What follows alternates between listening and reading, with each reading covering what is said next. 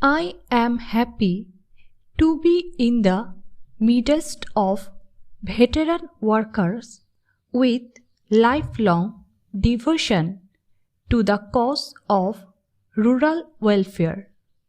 I am sure the seminar which I have the honor to inaugurate will evolve a comprehensive and action-oriented strategy for rural development.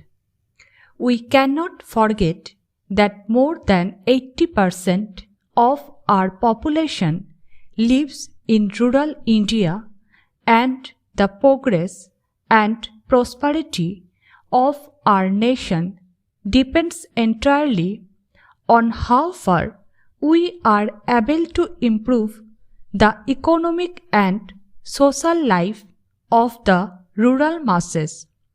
It has been my faith for nearly half a century ever since I came under the influence of Mahatma Gandhi that the key to the future development of our nation rested on our ability to bring about a total economic and social transformation of our villages in which the real Indian lives.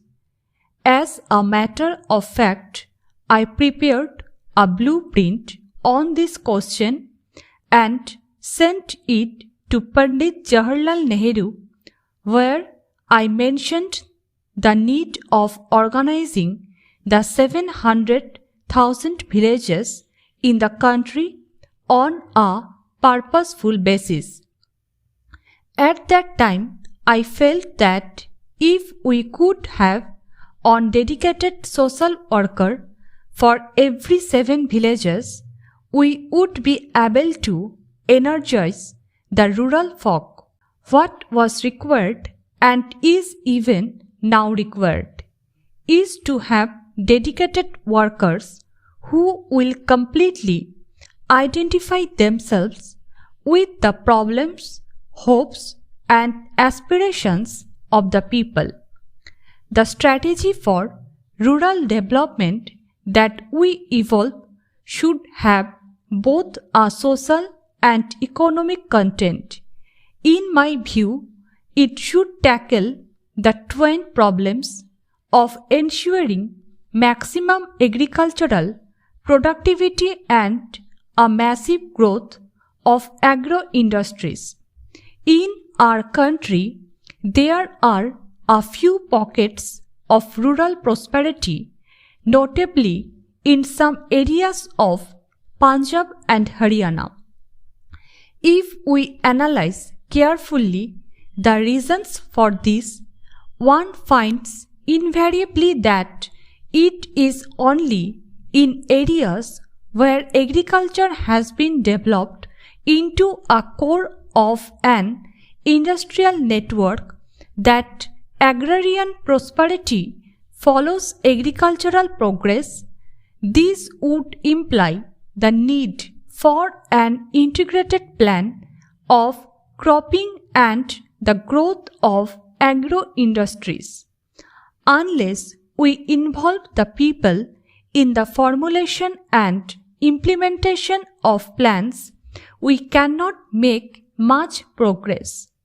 The panchayats, representing the collective will of the people, can and should play a positive role in economic development.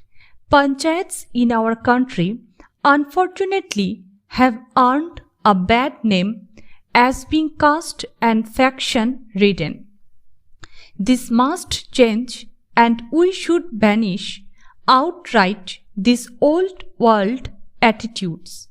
For rural development to be most fruitful, panchayats and panchayat organizations should be made the most effective instruments. Bureaucratization and politicalization have also been the bane of panchayat institutes. These factors could be obviated by emphasizing social accountability and voluntary action at grassroots levels.